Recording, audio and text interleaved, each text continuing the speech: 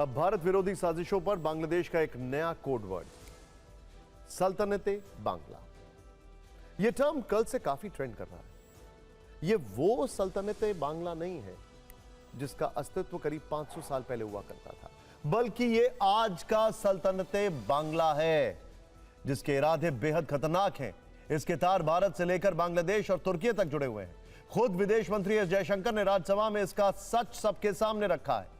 संसद में कांग्रेस सांसद रणदीप सिंह सुरजेवाला ने इसे लेकर सवाल उठाया था। उन्होंने पूछा था कि क्या सरकार को इस बात की जानकारी है कि बांग्लादेश में तुर्की समर्थित एक उग्रवादी समूह उभर कर सामने आया है जो ग्रेटर बांग्लादेश के ऐसे नक्शे को प्रचारित कर रहा है जिसमें भारत के कुछ हिस्से शामिल हैं। सुरजेवाला ने इससे जुड़े 4 सवाल पूछे थे। जयशंकर ने इसके जवाब में ही सल्तनते बांग्ला का जिक्र किया। ढाका में सल्तनते बांग्ला नाम का एक इस्लामी समूह है जिसे तुर्की यूथ फेडरेशन नाम का तुर्की का एक एनजीओ का समर्थन प्राप्त है। उसी ने कथित ग्रेटर बांग्लादेश का एक मानचित्र जारी किया है जो ढाका विश्वविद्यालय में दिखाया गया था। हालांकि बांग्लादेश सरकार ने अपनी तरफ से इसका फैक्ट चेक करवाया जिसमें इन आरोपों को खारिज किया गया।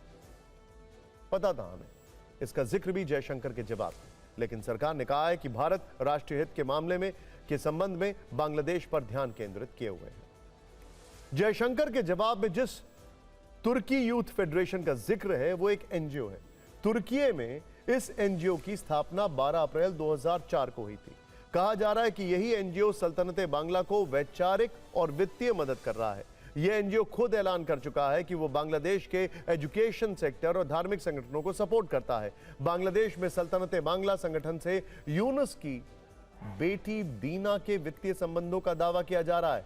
कई शहरों में इसके दफ्तर हैं। खुफिया सूत्रों के मुताबिक सल्तनते बांग्ला से बांग्लादेशी सरकार के कई लोग जुड़े हुए हैं। इसीलिए नक्शे की गलती को जानबूझकर अनदेखा किया जा रहा है। सल्तनते बांग्ला भारत विरोधी एजेंडा चला रहा है। हमारे पास ग्रेटर बांग्लादेश का वो नक्शा भी है, लेकिन हम आपको वो नक्शा नहीं दिखाएंगे क्योंकि भारत की संप्रभुता को चोट पहुंचाने के लिए बनाया गया।